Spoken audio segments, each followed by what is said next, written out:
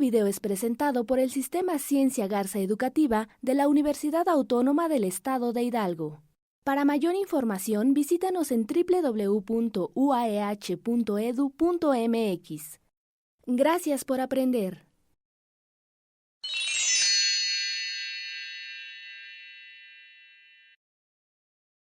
Muy buenos días, mi nombre es Denitza López Telles y el día de hoy veremos el estudio dogmático de homicidio. Bueno, este es el primer acercamiento que tiene el alumno de un estudio dogmático, por lo tanto lo hicimos de una manera muy sencilla y muy general para que después podamos ir profundizando en nuevos elementos de homicidio. La palabra homicidio viene de hom, que significa hombre, y sidio, que significa la muerte de un hombre. Bueno, ¿quién es el sujeto activo? Vamos a utilizar el Código Penal del Estado de Hidalgo, pero ustedes lo pueden ver en el Código Penal de su entidad o en el Código Penal Federal. Realmente son artículos muy similares, muy parecidos y lo podemos homologar. La noción jurídica es el concepto y ahí vamos a poner que es el homicidio. Vamos a tomar el concepto que establece la ley, nos dice al que prive de la vida a otro se le impondrá de 10 a 30 años de prisión y multa de 100 a 300 días. Bueno, ese es el tipo penal que nos señala en nuestro artículo 136. Si nosotros vemos quién es el sujeto activo, recuerden que el sujeto activo es el que realiza la conducta típica, es el que realiza el delito. Entonces, el sujeto activo puede ser, primero que nada, indeterminado o común, lo que llama así la doctrina, cualquier persona. Y si nosotros vemos, nos dice al que. Es decir, el al lo puedes ocupar tú, yo, etcétera, cuando cometamos esa conducta típica. Al que es común, el sujeto activo es común, pero a veces nos pide ciertas calidades específicas o calidades determinadas. Por ejemplo, en el artículo 148, conductor de servicio público de transporte. Tenemos otro artículo, el 138, cuando lo comete un ascendiente, un descendiente o un colateral. En el 148 por ejemplo, establece que sea un conductor de servicio público de transporte. En el 150 establece que sea una persona física al que prive de la vida en conducción de un vehículo. Ese puede ser cualquier persona, pero tiene que tener una calidad, que esté conduciendo un vehículo automotor. En el 151 nos habla de la persona física que tenga vínculos de amor o amistad con el pasivo, es decir, con la persona que se le privó de la vida. Estas calidades específicas por lo regular hace que se atenúe el delito. Bueno, lo vamos a ver más adelante. El sujeto pasivo puede ser también cualquier persona, es decir, es común o determinado, y esto nos los marca el artículo 136, y del 138 al 151 ya son calificados. Bueno, algunos son calificados. Por ejemplo, el 138 sería calificado, es decir, cualquier persona física que se le prive de la vida con razón del parentesco. El 148, cualquier persona física que sea un pasajero de transporte público. El sujeto pasivo es la persona que es privada de la vida. El 150 es cualquier persona física que se le prive de la vida igual. Y el 151, bueno, recordemos que también 150 y 151 tienen que tener vínculos de amor, de amistad, etcétera, con el sujeto activo. El objeto jurídico muchas veces los encontramos en los títulos del Código Penal. Es un delito contra la vida y la salud personal. El objeto material es la persona o cosa sobre la cual recae el daño, que en este caso sería el sujeto pasivo del delito, es la persona que fue privada de la vida. Bueno, en las agravantes es cuando el delito se agrava, y es el 138, cuando el sujeto activo priva de la vida a un ascendiente, a un descendiente, a un colateral hasta el segundo grado. Y aquí la punibilidad, ¿por qué es agravante? Porque la punibilidad aumenta respecto del tipo básico principal.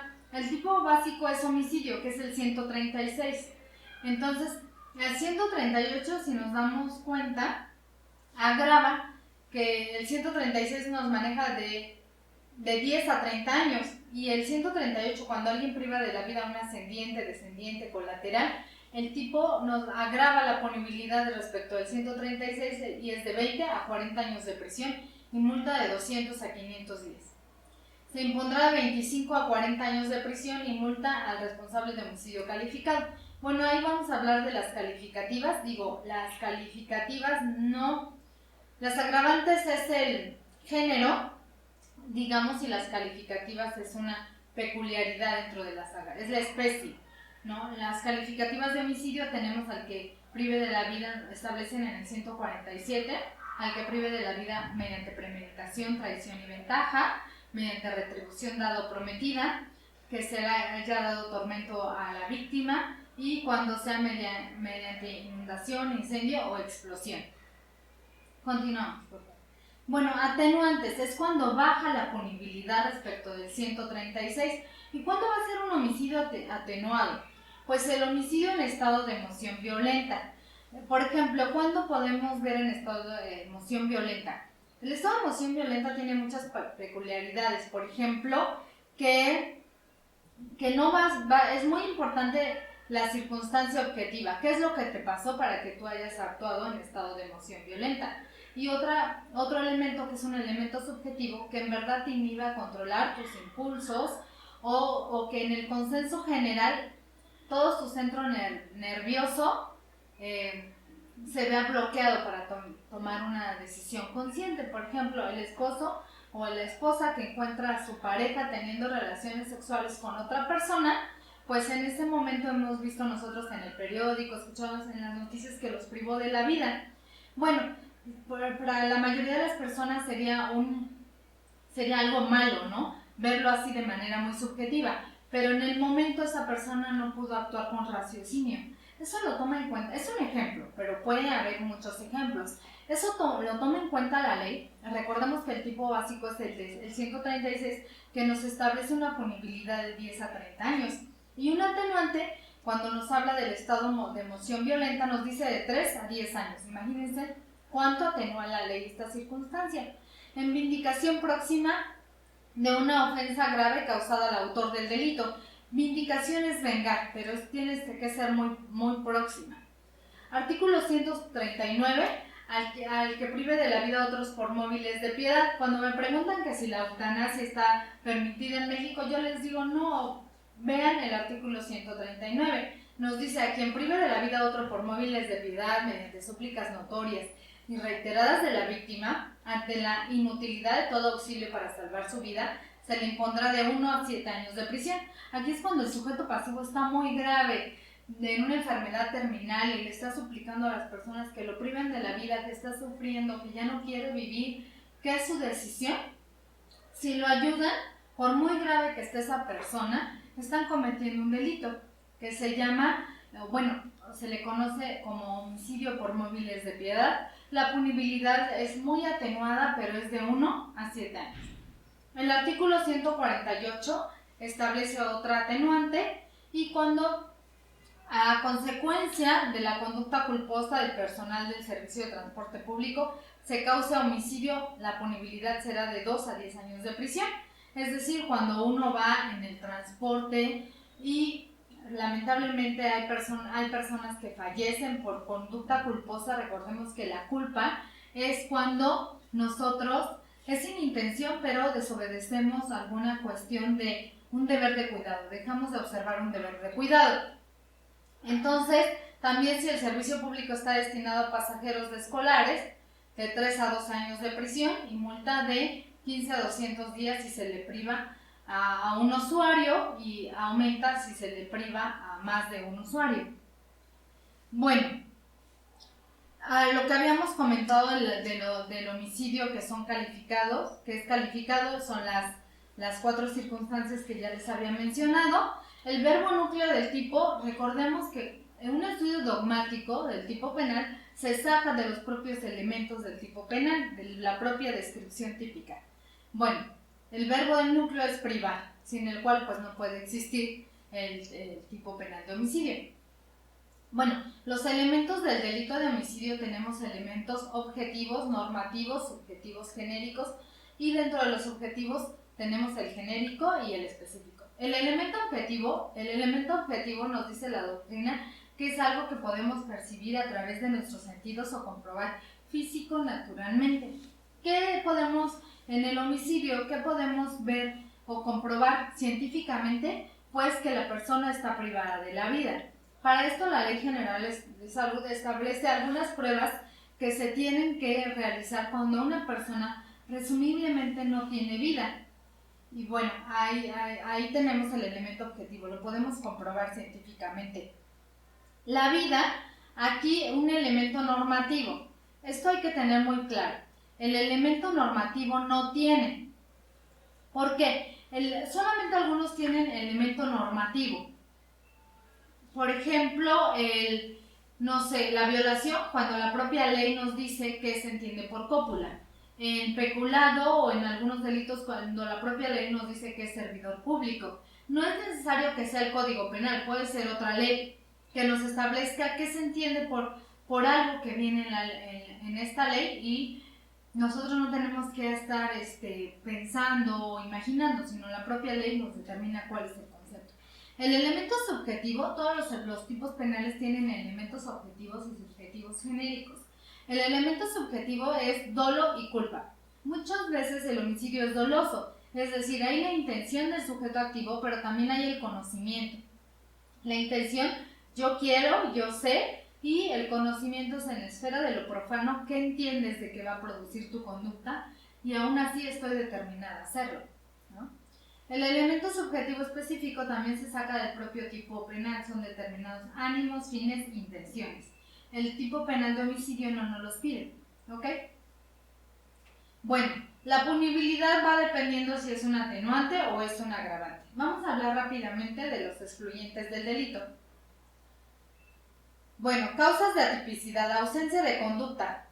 Por ejemplo, cuando una persona priva de la vida a otra, sonámbulo, por vis mayor, vis absoluta, sueño profundo, actos reflejos, aunque en realidad estos casos son muy excepcionales.